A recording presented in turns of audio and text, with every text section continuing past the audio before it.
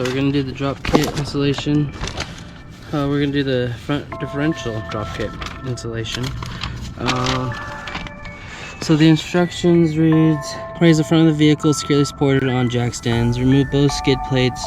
Support the differential with a floor jack where the skid plates overlap with torque specs 22. Lower the vehicle.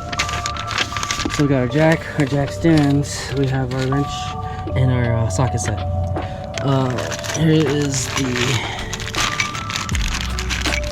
new bolts. These bigger ones are for the differential to drop it. So it's gonna be those bolts right there. So I'm gonna try to do best as I can, step-by-step instruction. These new bolts are gonna be for the skid plate as well. So I'm missing a nut. I should have the nut on me. Oh, here it is. Okay, let's get this done. First, take off the skid plate, and then I'll cut that because that's pretty easy. Everybody knows how to take off their skid plates. Alright, hey, so I got the skid plate off. It's an RCI aftermarket. That thing's pretty heavy, so you know, probably would use a jack just to put the jack underneath it while you loosen the last of the bolts, because you just don't want that thing to fall up on you. So I put jack stands underneath the front of the differential. So next thing is to take off these two bolts and then put the spacer in between right here. Are you okay? I'm fine. Here. This is for you. 大丈夫？お花。Oh, yeah.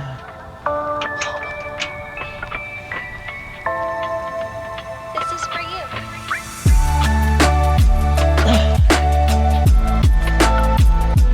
That thing is all in there, buddy.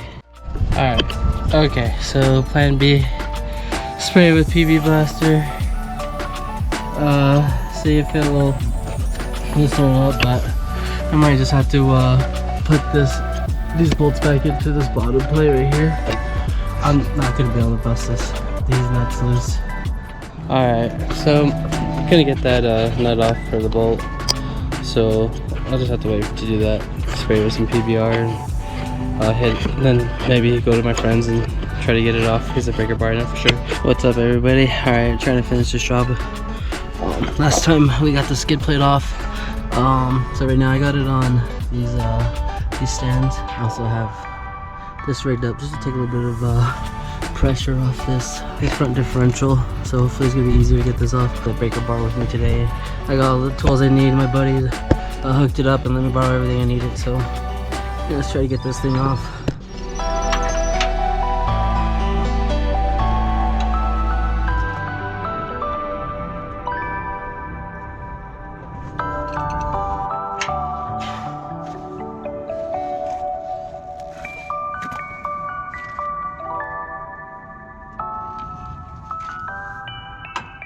Looks like it's loose. I could probably use the impact now. I'll do one side at a time. There's the new spacer. It's metal. I thought it was rubber at first, but oh, it's metal. I thought Halo was some sort of super weapon.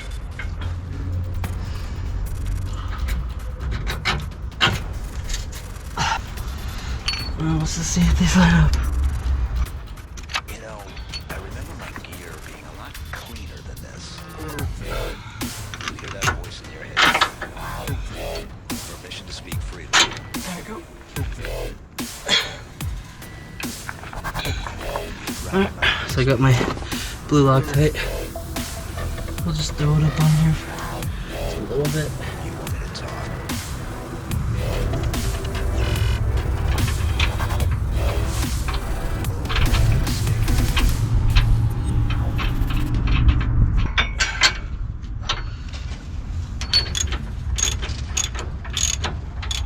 Okay, so I was looking at the directions, looking at the torque specs, and the differential mounting bolts are 101 pounds square inch. So we'll just kind of loosen it a little bit and then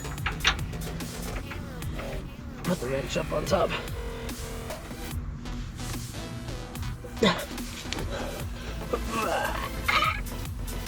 Okay, see it's spinning on top.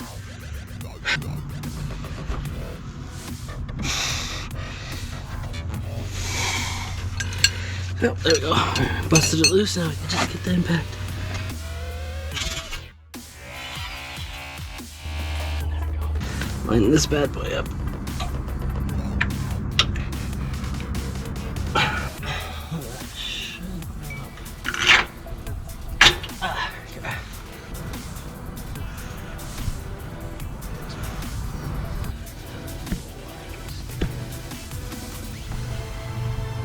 This is generally how much I just put like a little sliver on it.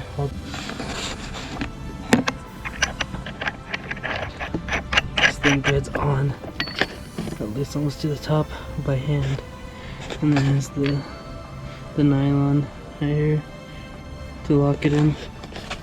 I throw some anti-seize on here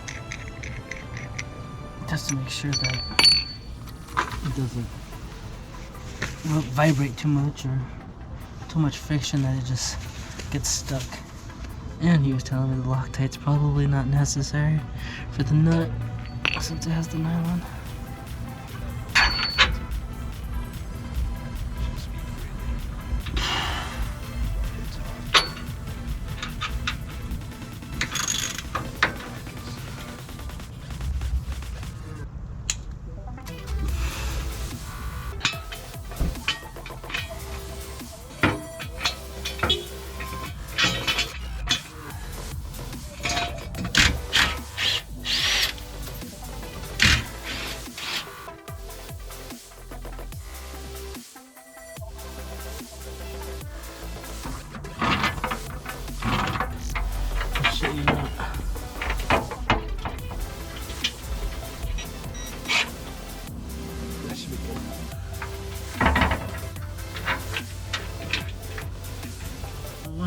Too much, like I said, I might have to adjust it. You can see it can be adjusted. As you can see, it can be adjusted up or down, this way or that way.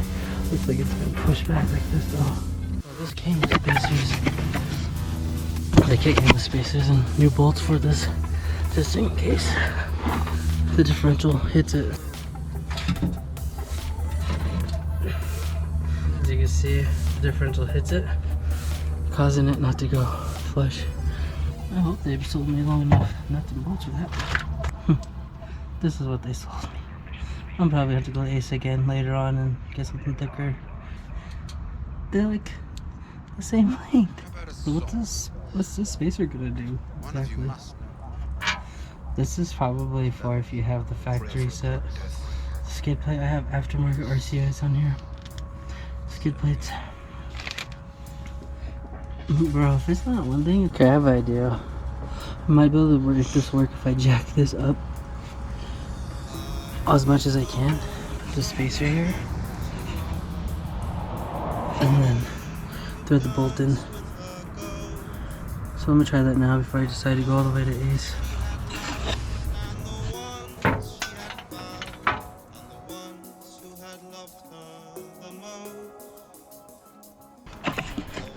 There's the doggo and the missus. Oh girl. Oh my gosh. Actually, no, that worked perfectly.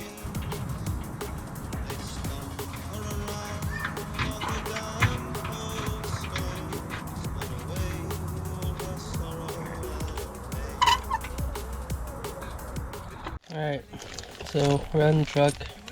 These are the spacers. Should be pretty easy. 2 bolts pop off. Place with these bolts in a spacer.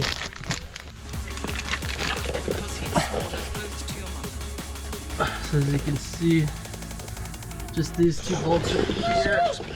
And that's it. It's the one, 14. 14er. 14? Yep.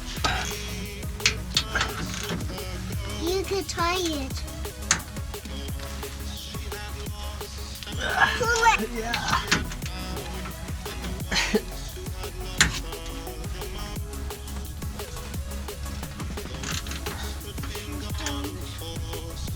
The stock hardware. This is the new hardware.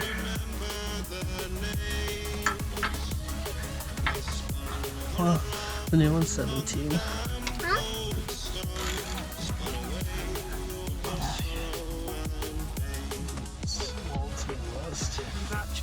Swift son? Yeah. We'll hold you, boy. Let's rock and rock and rock. My friend. That's crazy, Dad. Is a man of honor.